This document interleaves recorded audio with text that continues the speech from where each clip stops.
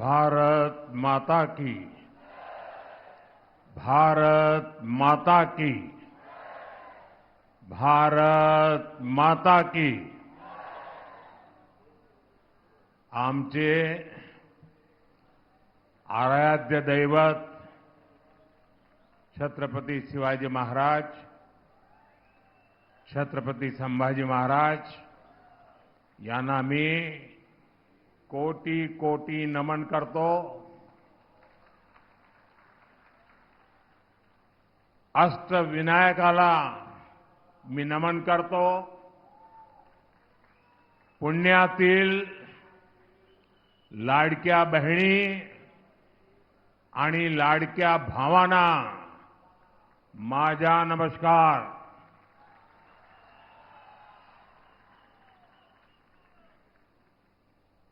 मैं देख रहा हूं वहां कोई सज्जन हमारी मां की बहुत बढ़िया चित्र बना करके लाए हैं।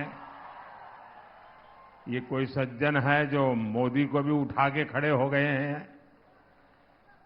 मैं आपका बहुत आभारी हूं। ये बच्चे भी बहुत कुछ बना के ले आए हैं। कोई इनको कलेक्ट कर ले भाई। जो लाए हैं पीछे अपना नाम पता लिख दे ताकि मैं आपको चिट्ठी भेजूंगा। आपका ये प्यार मेरे लिए बहुत बड़ी पूंजी है।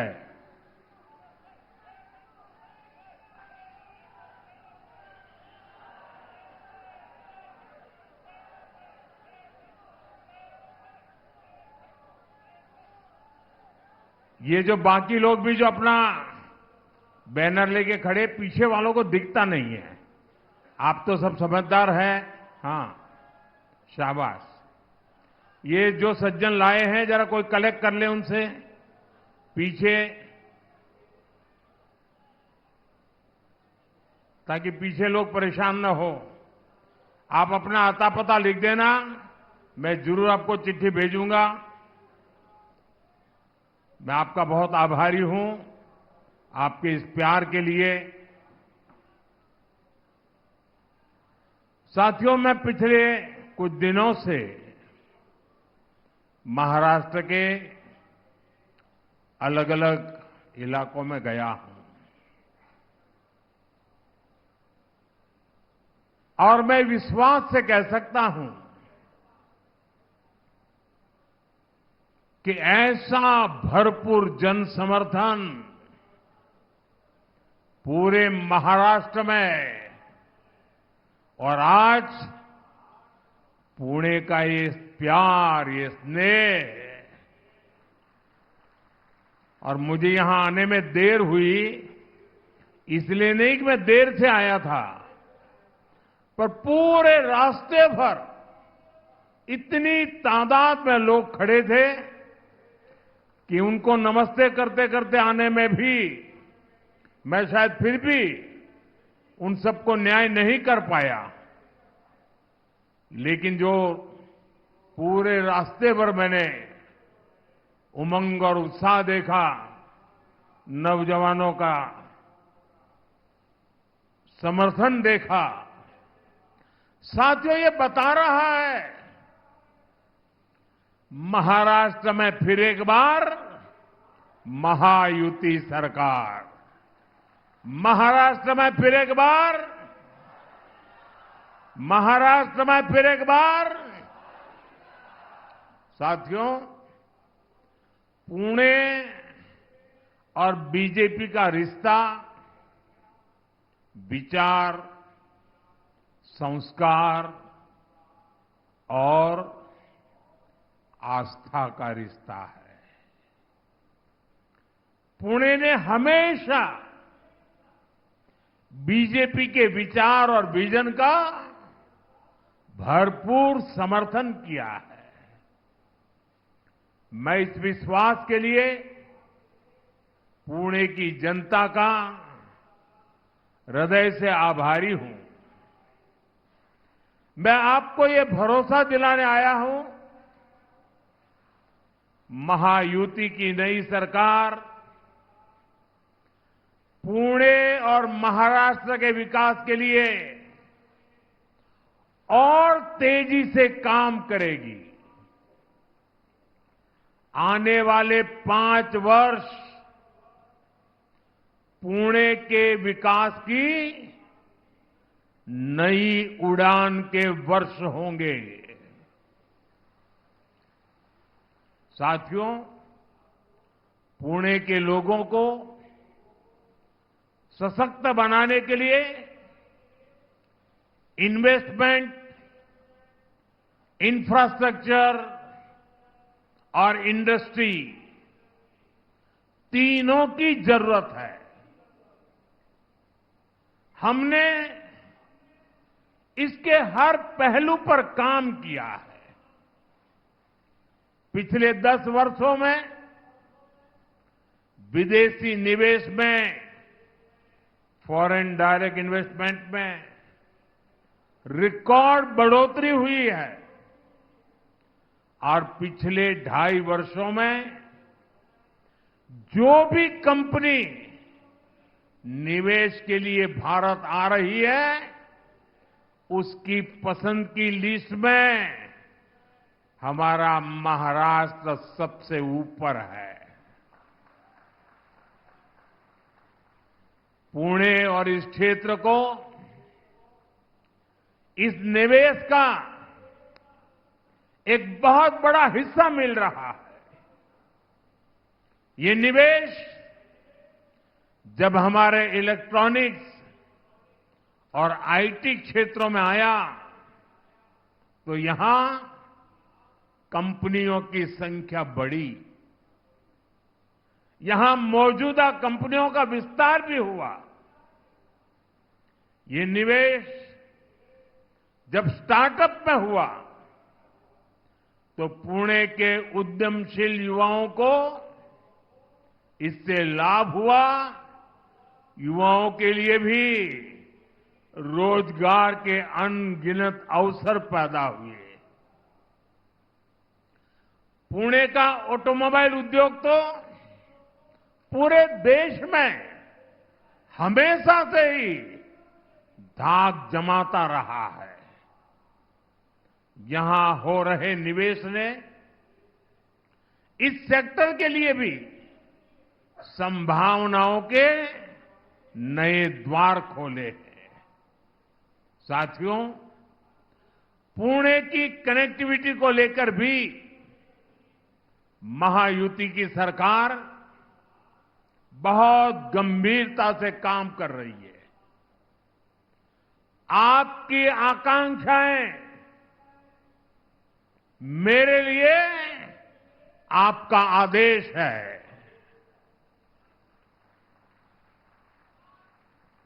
आपके सपने मेरे लिए दिन रात काम करने की प्रेरणा है। आपकी आवश्यकताएं मेरी सरकार की योजनाओं का आधार है। आपका जीवन आसान हो, ये मेरी प्राथमिकता है। ये महायुति की प्राथमिकता है। इसलिए आज पुणे में मेट्रो रेल सेवा का लगातार विस्तार हो रहा है। डिस्ट्रिक्ट कोर्ट से स्वारगेट सेक्शन रूट पर मेट्रो चलनी शुरू हो गई है।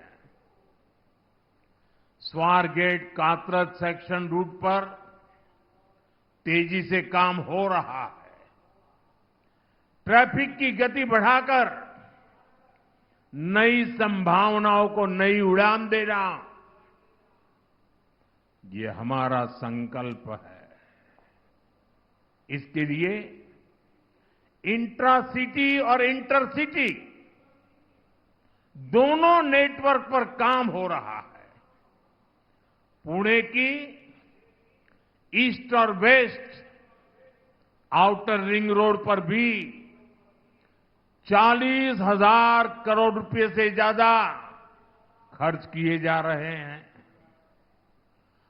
खोपोली, खंडाला मिसिंग लिंक के लिए 6,500 करोड़ रुपए से ज्यादा खर्च किए जाएंगे।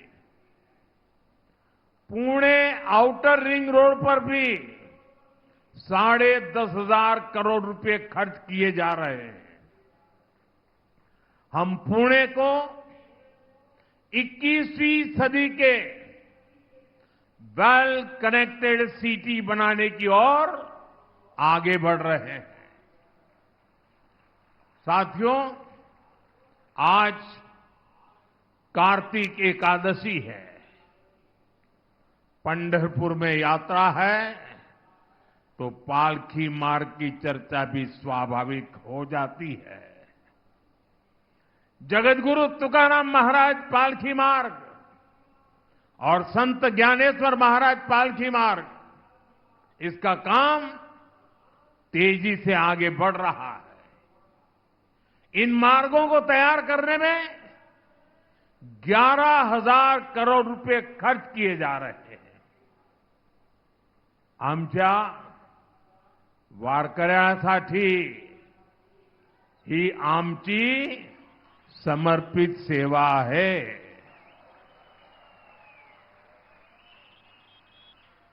साथियों, महाराष्ट्र में विकास कार्यों की एक गति अभूतपूर्व है, लेकिन आपको याद रखना है, महायुति से पहले महाराष्ट्र में जो लोग सरकार चला रहे थे, उनके पास आपको बताने के लिए एक काम नहीं है।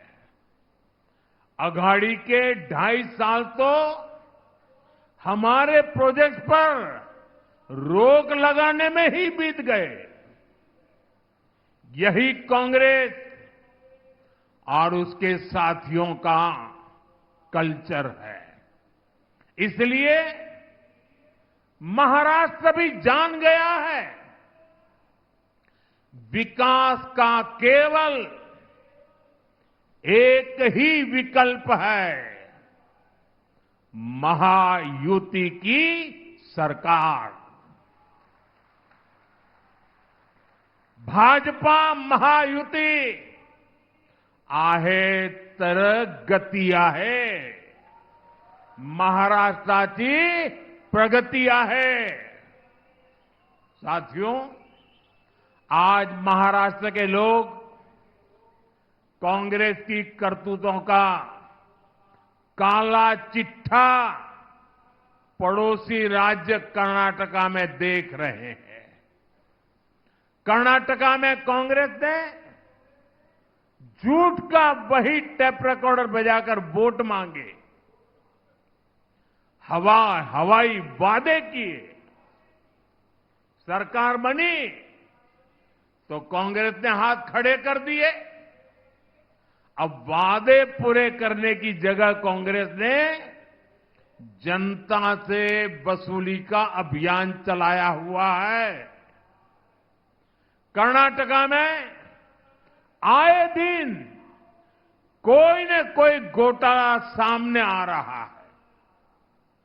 यानी कर्नाटका में कांग्रेस जनता को खुलेआम लूट रही है। आरोप है कि लूट का यही पैसा महाराष्ट्र में भेजकर चुनाव लड़वाया जा रहा है। अगर हमें महाराष्ट्र को बचाना है तो कांग्रेस नाम की इस आफत को दूर ही रखना है।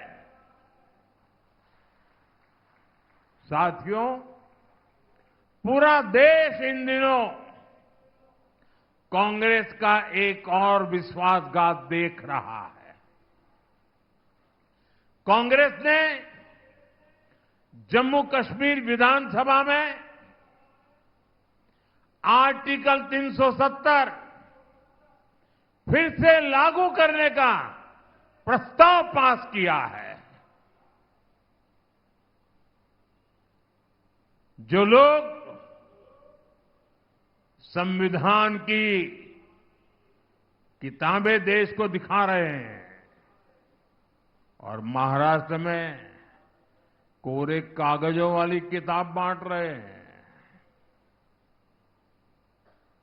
जरा मैं उनको पूछना चाहता हूं, 6-6, 7-7 दशक तक उन्होंने देश पर राज किया है। जरा बताएं, बाबा साहब आंबेडकर ने बनाया संविधान पूरे हिंदुस्तान में लागू क्यों नहीं हुआ? 6-6, 7-7 दशक तक बाबा साहब का संविधान पूरे हिंदुस्तान में लागू नहीं था। आपको भी सुनकर के शायद आश्चर्य होता होगा, लेकिन ये सच्चाई है। जम्मू कश्मीर में अलग विधान था, भारत का संविधान वहां नहीं चलता था। वहां का विधान अलग, वहां का प्रधान अलग, वहां का निशान अलग। 6-6, 7-7 दशक तक पहली बार बाबा साहब का संविधान जम्मू कश्मीर में तब पहुंचा जब आपने मोदी को सेवा का अवसर दिया।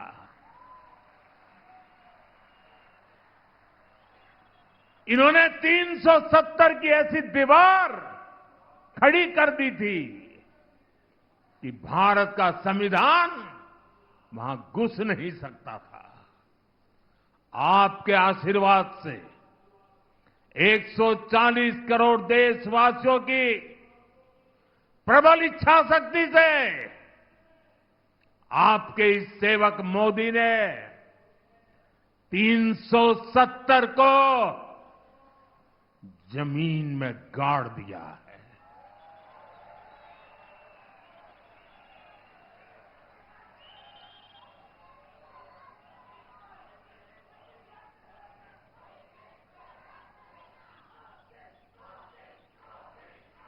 $370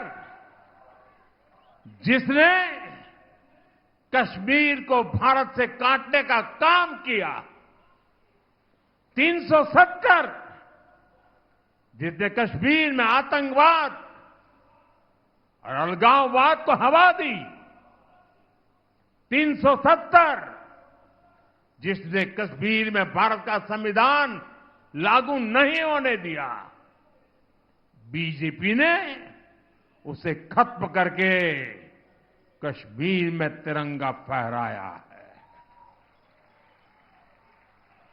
हमने कश्मीर में शांति बहाल की, अलगाववादियों के मंसूबों को नाकाम किया। जिस लाल चौक में कभी हिंदुस्तान के तिरंगों को जूते के नीचे रौंदा जाता था, आज शान से लाल चौक में तिरंगा झंडा फहरता है। इस बार दिवाली में लोगों ने देखा है, कश्मीर के लाल चौक में दिए जगमगा रहे थे, हजारों दिए जगमगा रहे थे और लोग बड़ी शान से दीपावली का त्योहार मना रहे थे।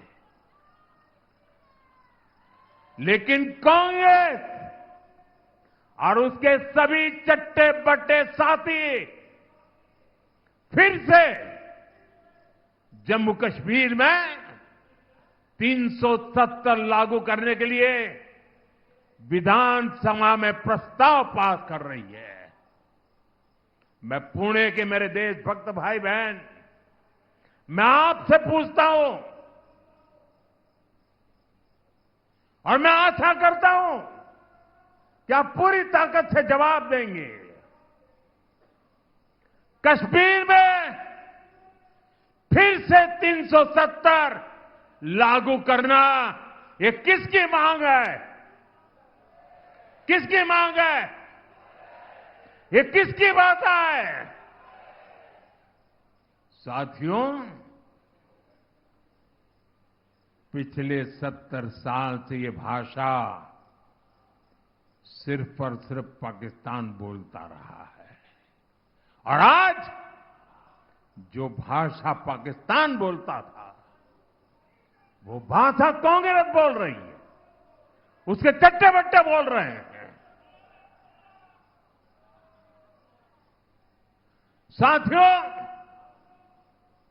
शाम का समय है, पुणे की नगरी है। देशवासियों को 370 का हमारा जो निर्णय है, जिसको उलटने का कांग्रेस खेल खेल रही है, उनको दिया दिखाना जरूरी है। आप अपना मोबाइल फोन निकालिए और अपने मोबाइल फोन से फ्लैश लाइट चलाइए जरा, मंच वाले भी जलाएं। देख लें देश के लोग, ये 370 हटाने का समर्थन है। देश अब कश्मीर को दूर रखने के लिए तैयार नहीं है।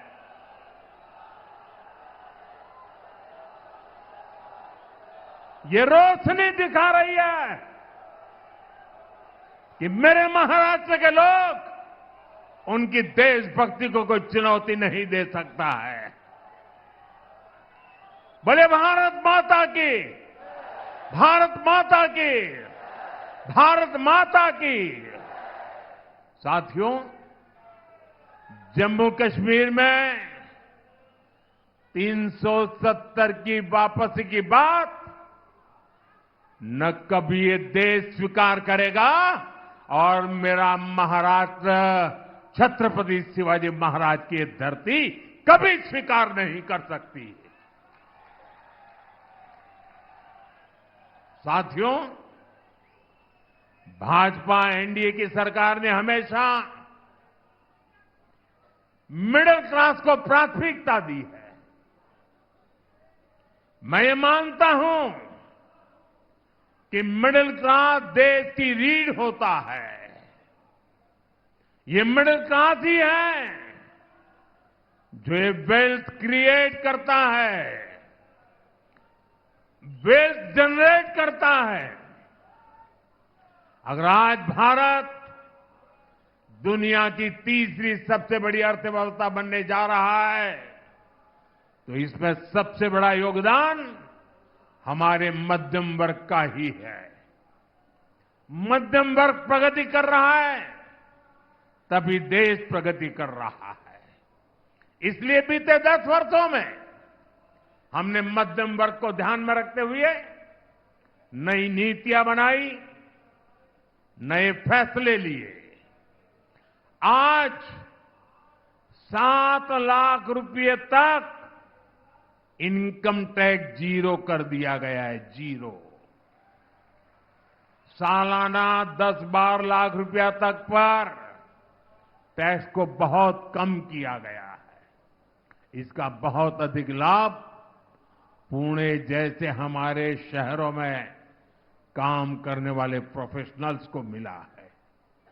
हमारा ये भी प्रयास रहा है कि मिडिल क्लास को बीमारियों के इलाज पर कम से कम खर्च करना पड़े।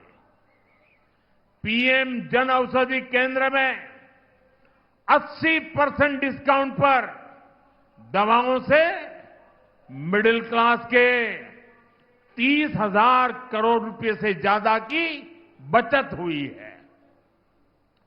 हार्ट के स्टेंट्स, नी इम्प्लांट्स, इनको सस्ता करना, इस फैसले से मेरे मिडिल क्लास के भाई बहनों को फायदा हुआ है। इससे लोगों के 85,000 करोड़ रुपए से ज्यादा बचत हुई है। और अब हमने आयुष्मान योजना के भी मिडिल क्लास के बुजुर्गों को भी कवर कर लिया है। इसका बहुत बड़ा फायदा पुणे जैसे शहरों में रहने वाले 70 वर्ष की आयु से ऊपर के सीनियर सिटीजन्स को होगा। यहां उपस्थित मैं आप सबसे कहना चाहता हूं, आपके परिवार में माता पिता, दादा दादी, नाना नानी, चाचा चाची, जो भी 70 साल से ऊपर के हैं, और अगर उनको बीमारी में कोई खर्च होता है, पहले वो जिम्मा आप पे सर पर था, अब वो जिम्मेवारी आपकी नहीं है, ये उनका बेटा मोदी संभालेगा।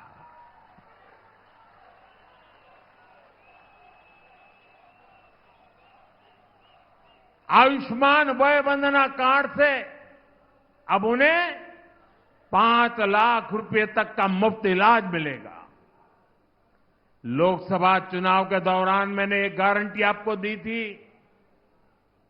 और अब मोदी ने अपनी गारंटी पूरी करके दिखाई है।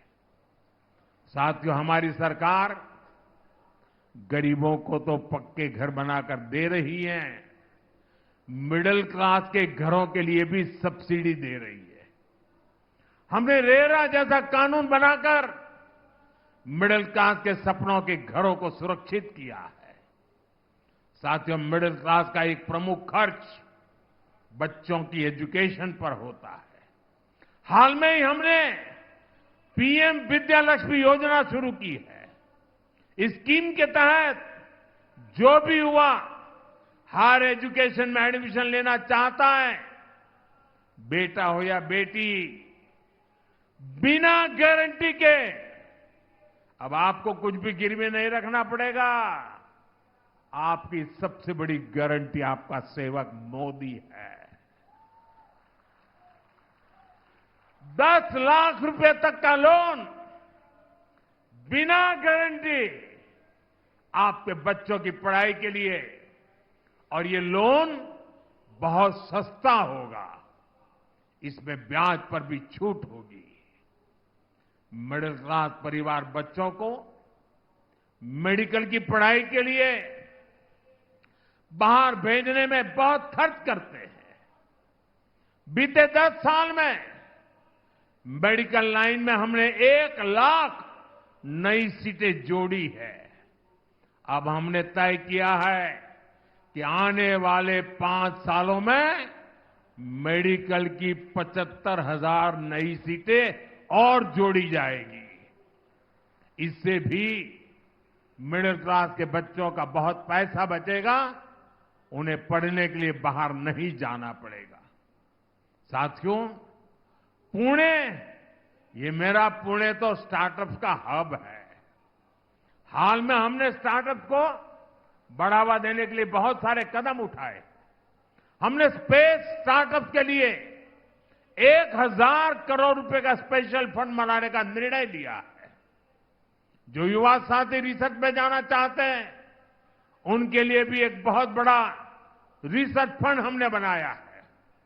नौजवानों को नौकरियां मिले, इसके लिए हमने विशेष पीएम पैकेज घोषित किया है। इसके तहत बड़ी बड़ी कंपनियों में इंटर्नशिप की योजना शुरू भी हो चुकी है।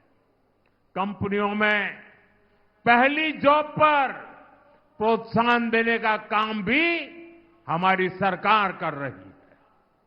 साथियों, पुणे महाराष्ट्र की सांस्कृतिक राजधानी है। महायुति की सरकार ने महाराष्ट्र की संस्कृति के संरक्षण और प्रसार के लिए कई महत्वपूर्ण कदम उठाए हैं। महाराष्ट्र के लोग दशकों से मराठी को अभिजात भाषा का दर्जा देने की मांग कर रहे थे, और मैं मानता हूं, अगर पूरे हिंदुस्तान में मराठी भाषा के अभिजात दर्जे से पुणे को जितनी खुशी हुई होगी ना, शायद किसी और को नहीं होगी। कांग्रेस की सरकारों ने, अघाड़ी के नेताओं ने हमेशा इसकी अनदेखी की।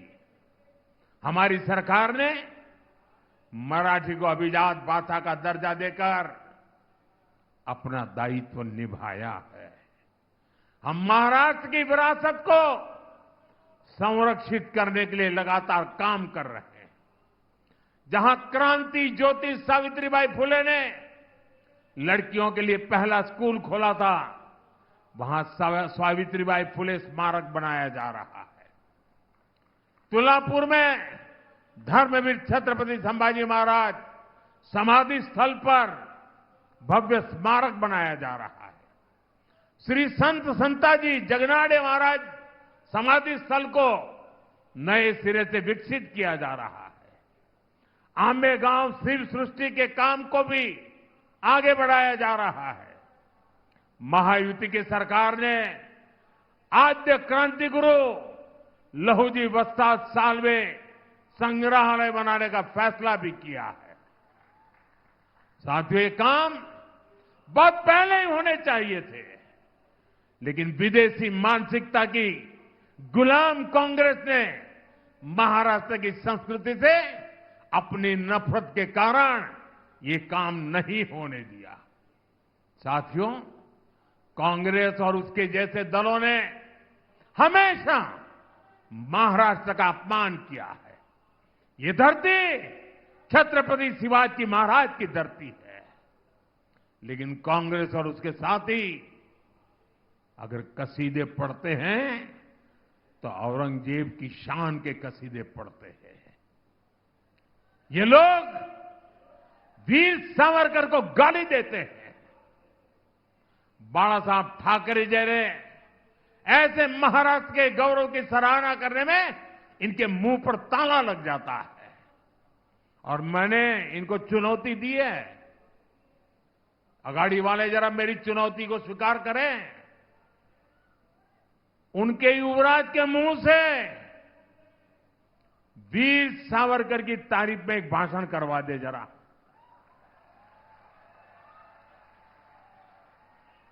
मैं अगाड़ी के साथियों को कहता हूं, अगर उनमें दम हो तो उनके युवराज के मुंह से बाला साहब ठाकरे की जरा तारीफ करवा करके सुनाए महाराष्ट्र को।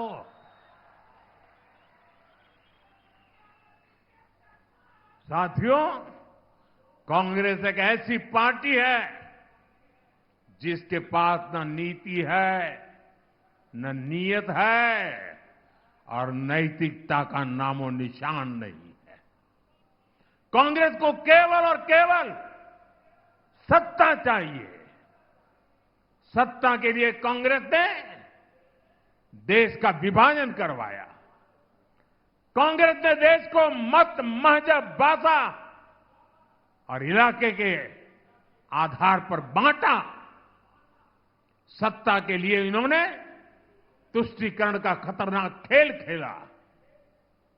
और अब वही कांग्रेस सत्ता के लिए दलित, पिछड़ा और आदिवासी को तोड़ने और बांटने का खेल खेल रही है।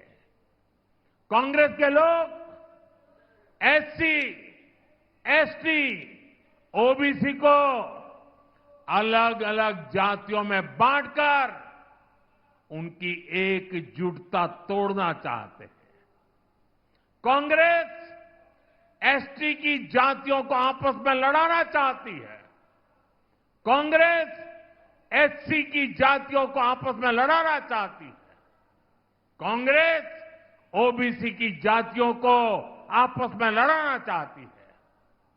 अलग अलग जातियों को आपस में लड़ाकर कांग्रेस पहले उन्हें कमजोर करेगी और बाद में उनका आरक्षण छीन लेगी। इसलिए आप सभी को बहुत सावधान रहना है। हमें याद रखना है, हम एक रहेंगे तो सेफ रहेंगे। हम एक रहेंगे तो हम एक रहेंगे तो हम एक रहेंगे तो साथियों, ये चुनाव महाराष्ट्र के साथ साथ पूरे देश को दिशा देने का चुनाव है। अभी हाल ही में हरियाणा ने विकसित भारत के सपने पर मुहर लगाई है। अब भारत विरोधी ताकतों को पूरी तरह से मिटाने की जिम्मेदारी मेरे महाराष्ट्र की है, मेरे पुणे की है। और इसलिए मेरा आग्रह है 20 नवंबर को महायुति के सभी उम्मीदवारों के लिए भारी संख्या में मतदान करें। आपका एक एक वोट महाराष्ट्र के बेहतर भविष्य की गारंटी बनेगा। आप इतनी बड़ी तादाद में आए, हम सबको आशीर्वाद दिए। मैं आप सबका हृदय से बहुत बहुत आभार व्यक्त करता हूं। मेरे साथ दोनों हाथ ऊपर करके पूरी ताकत से बोलिए, भारत माता की। आवाज उन लोगों तक जानी चाहिए जिनकी डोरे 370 पर बैठे पड़े हैं। भारत माता की, भारत माता की, भारत माता की। बहुत बहुत धन्यवाद।